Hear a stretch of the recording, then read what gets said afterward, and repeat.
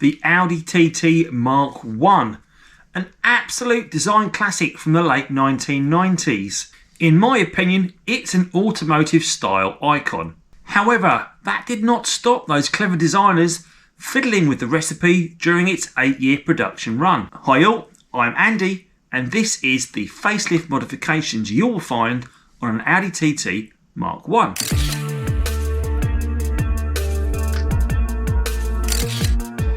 Today I'm going to talk about its midlife facelift modifications, what they were and why they were introduced, and also touch on a very interesting story I heard last year from an S-Line owner that got rather annoyed when these facelift modifications became mainstream. Sitting here today in my garage is my 2003 Audi TT Mk1 225 Roadster Quattro. And what's interesting about this car is it seems to have been born during that mid-cycle of facelift modifications. And I say that because it has a selection of some of those modifications, but not all. And that seems to be a common theme across the whole Audi TT Mk1 generation. These facelift modifications came in different phases and not consistently at the same time. When I say that, some cars have certain modifications and other cars have a completely different set. And you will normally find a mixture of all of these different facelift modifications throughout the range. One of the most noticeable facelift modifications you will find on the Audi TT Mk1 facelift models is the 3-bar grille.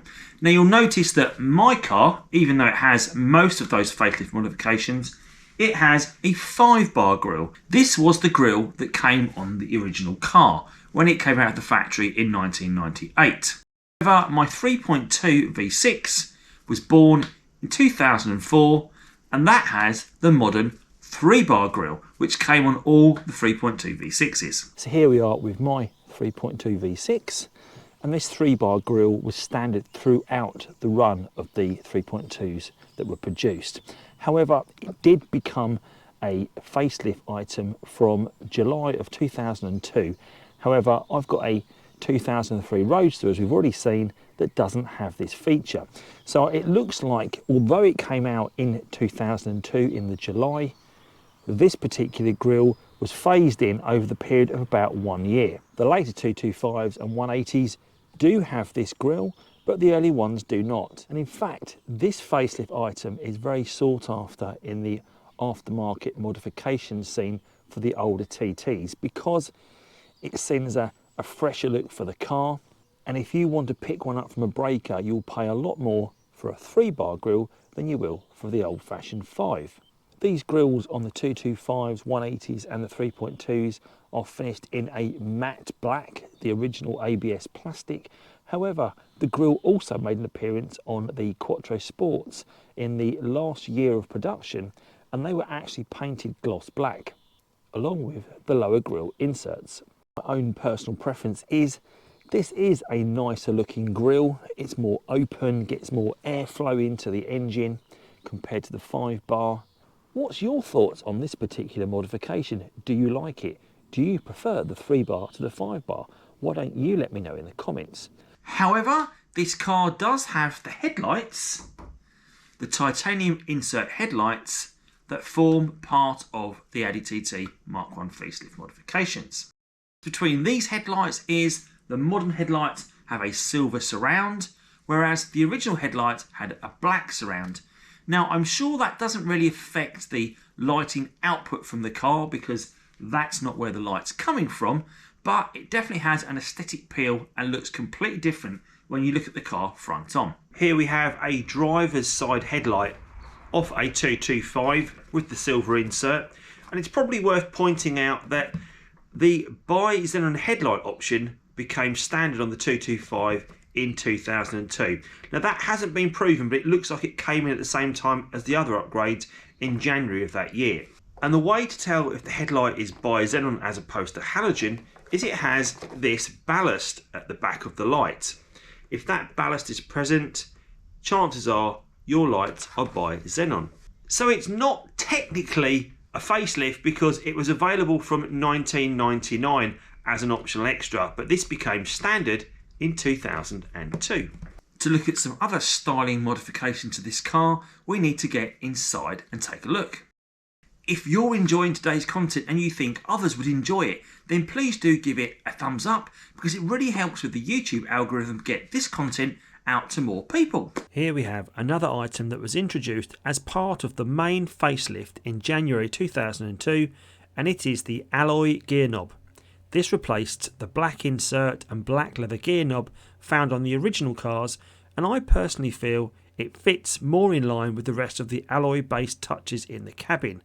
Almost all post January 2002 manual cars have this. On the facelift models, one of the performance modifications that was made was a change in the ride height, and this was dropped by 20mm to improve handling. Some of the feedback I've read online talks about the comical ride height of the early Mark 1s, where the bodywork sat too high off the wheels. Now, I can't say I've really noticed a big difference between a lot of the older cars and the newer cars. However, there are an awful lot of modified cars out there now, so it's hard to tell the difference. Now, my car is not modified in any way. It is 100% standard. I think it sits just about right, although other people will say it needs to be lowered. Being a roadster though, it is a little bit wallowy, as I've talked about in previous videos, compared to the 3.2 V6 Coupe, which is rock solid. So, has it improved the roadster handling by dropping it 20mm? I don't know, because I've not driven an older one, but it's good to know that they were still looking at performance modifications as well as general styling. Also in January 2002, both the 180 and the 225 Audi TT Mk1 cars got an 18-inch alloy wheel option to replace the smaller standard 16 and 17-inch wheels that had come with the car originally. This was the 9-spoke Ronal alloy wheel, which I think is probably the most common wheel seen on the car, but also my personal favourite, next to the 7-spoke Ronal you find on the 3.2. It came with a 225 4018Z tyre, which further firmed up the ride along with a lowered suspension. So that leads me on nicely to the S-Line variant cars that came on the scene in November 2001. Until I attended Ockham Bites last year, I was unaware of this S-Line model and the story behind it. So you'll have to bear with me as I explain it. Back in November 2001, Audi decided to release a limited edition version of the TT with some nice features. These facelift features included lowered suspension by 20mm, a 9-spoke Ronal alloy wheel, an alloy gear knob, and it was also available in two limited colours of Misano Red and Ava Silver. It also had some jazzy S-Line badges. And not forgetting those titanium headlight inserts also. So remember, that was November 2001. And then in January of 2002, yes, just 2 months later, these features were rolled up into the normal version of the Audi TT Mk1. So these S-Line features, apart from the badge, were now included in the standard model. For those owners that had bought the car with the S-Line spec, they had paid a premium for this, and as you can imagine, they were rather unhappy. One such owner I spoke to at Ockham Bites had owned his car from new, and it was an S-Line model, and he explained to me how many other S-Line model owners and himself approached Audi and asked for compensation, which surprisingly they actually did achieve. This would not be the only time that Audi would make this sort of mistake with the Audi TT Mk1, as they made a very similar faux pas with the DSG version of the 3.2 V6, only offering the car in automatic, and then lo and behold, a few months later, after telling owners they were not going to make the car in manual, they released a manual version. Now, I'm going to cover all the different models, engines and variants and the dates on which they released in a future video, so please do make sure you subscribe to the channel if you'd find that interesting, as that will be coming up in a future video. So that's a little bit of the history behind the Audi TT Mk1 facelift modifications.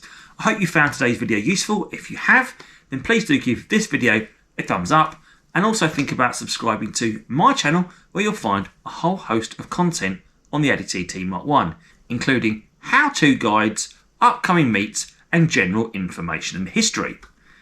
As always, thanks for watching. See you soon. Take care.